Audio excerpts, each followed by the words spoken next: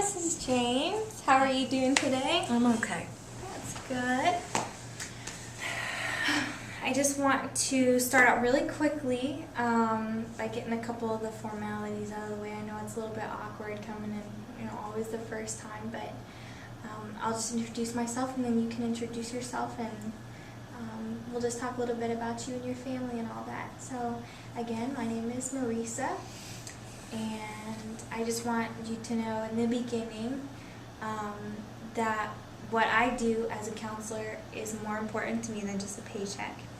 I'm not in this job because it's just a source of income for me. I really enjoy getting to know the clients that come through those doors, and I like to help them in whatever ways I can. If it's just listening for that day and there's a burden that you have, or if it's some kind of resource that you need from me, and that I'm able to reach out there and get for you so that you can be more successful and more fulfilled and happier, and that's what I want for you, definitely. But why don't you tell me a little bit about yourself? Well, I don't know what to tell. I mean, the Medicaid office told me I had to come down and to be counseled, so I can continue getting my benefits, which I need because I have cancer. So that's why I'm here. Okay. What about your family? Tell me a little bit about them. Well, I'm married. I have 3 children. They're all grown. And I'm taking care of my grandson, Jason. He's 7. 7? Mm-hmm. Okay. And you said that you were referred here because you needed to continue benefits now that you found out you have cancer. Mm-hmm. Okay. Do you want to tell me a little bit about that? Well, the doctors have said that I have cancer again. I had it a couple of years ago and I beat it, and now they're saying that it's come back. It's not something I really want to talk about, but I'm still working and just trying to get through the day. Mm-hmm. Definitely. You are working. What is that? What is it that you do? I'm a housekeeper for a hotel here. Okay. That's wonderful. Mm-hmm. That's good. How have you been balancing that with getting sick? Are you feeling the effects of being sick yet, or is it just recent that it's just happened? Yeah, I'm tired. I'm tired all the time. It's just a real struggle to get out of bed all the time, and then when you go to bed at night, you can't sleep. So I'm just tired all the time. And then I'm taking care of Jason, my grandson, and I'm just tired all the time. But you gotta do what you gotta do. You gotta get up and go every day. There's nothing, you just have to keep on going. Definitely.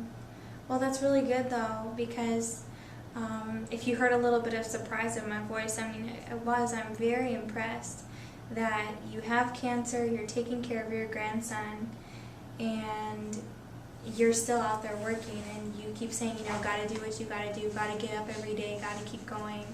You seem to have a lot of perseverance, and I really think that's going to be a strength, an asset for you during this whole process. And just coming here, being willing to cooperate, that's very good. So I want you to know that that is a positive characteristic. A lot of people wouldn't necessarily respond in that same manner. So that's really good. Well, there's nothing else to do. You just gotta keep on going. Keep on, nobody else would take care of Jason if it weren't for me. Mm-hmm. So, and you gotta pay the bills, so you really, you might not understand that since you have a high-paying job, but it's paycheck to paycheck. You got to keep. It's not like I can't go to work If I don't have the money, and can't pay the bills. Yeah. I can understand that. I haven't always had this job, and getting here has been an extremely long process. So I can empathize a little bit with the beginning parts of my life and being in school. Students don't have any money at all. I was working 2 jobs in order to go to school with loans.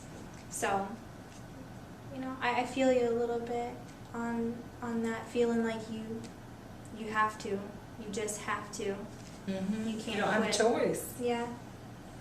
So many people have been there. That's a normal thing to feel that way. But why don't you tell me a little bit about your children? Did you say you had how many? 3. 3? Okay. I have 2 sons and a daughter. My daughter's not around that much, and my sons are busy. They're busy working, and they've got their families and their own lives and stuff, so they don't have a lot of time. They're just, doing the best they can too. Mm-hmm. They have to work. Do they live near in the area, or do you see them very often? They live around here, but I don't see them too often. We get together for birthdays and stuff, for Christmas and. Yeah. How would you rate, like on a scale of 1 to 10, how would you rate your relationship with your 3 children at this point? You can do them individually or collectively, whatever.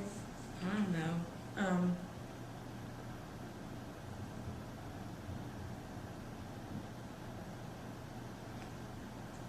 I guess my sons are all right, but I don't talk with my daughter that much. My sons are okay. They're just busy. They're trying to take care of their families. Mm-hmm.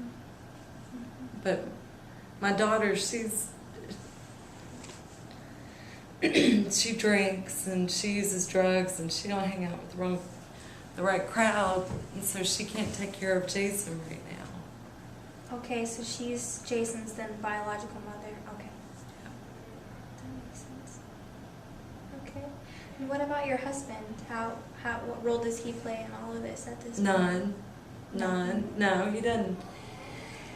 He's mad because he doesn't think Jason should be with us. He thinks that his mom should be raising him, but Jason doesn't need to be with his mom right now.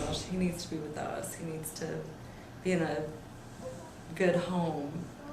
And even as tired as I am, she can't take care of him, So that situation has affected then your husband and your relationship? Mm-hmm.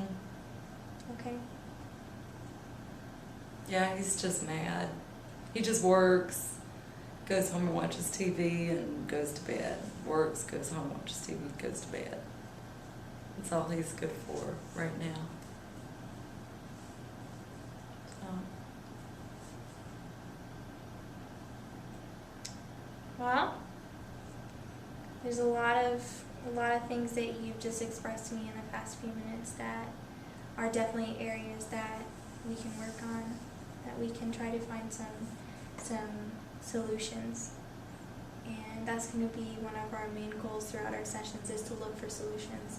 It is healthy and wonderful, actually, in a way, even if it's painful and difficult to talk about some of these things. But what makes our time so effective is that we actually identify little things here and there that we can definitely utilize to bring about positive change. So we can definitely look at just, your relationship with your husband, your relationship with your children.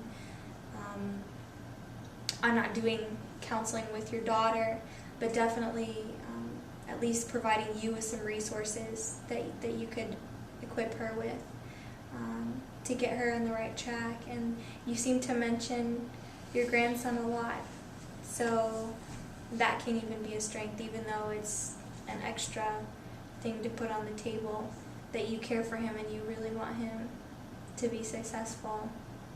So what is your relationship with him like? Tell me a little bit about him and what kind of young man he is.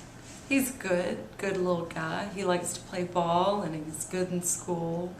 But he's 7, so he likes to be playing, and I get tired with the chemo, and I can't do that all the time. So part of me feels like he should be with someone that can take good care of him, and I'll worry about him a lot.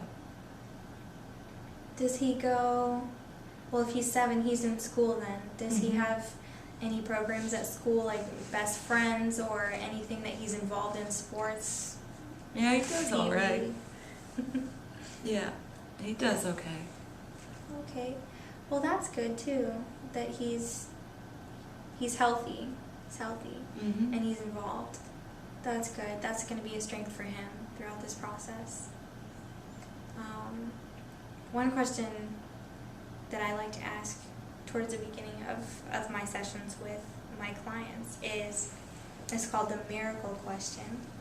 And if you could experience a miracle, maybe aside from like the cancer just being totally gone and life being perfect. Well, if life was perfect, actually. If life was perfect for you and you woke up tomorrow and everything was the way that you would hope that it would be and everything was turned out awesome, what would that look like for you? If you just woke up in the morning and everything was perfect, how would you describe that perfect state or that perfect day? I guess that things would just be normal, that I could pay the bills and I wasn't tired, and Jason had his mom. That everybody was just normal, just everything was okay. Not worrying about the bills.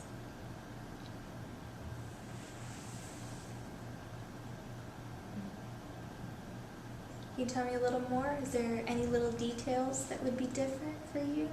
No, I would just want things normal. What is normal? What is your ideal for normal mean? Well, not being sick and Jason having his mom and the family being together and being happy again and being able to work and pay the bills. Yeah. Okay. Well, I just want to thank you for coming in today. Blah, blah, blah. Thank you. We're done. You did good. Oh, okay. I think, let's see if this worked. We have a 12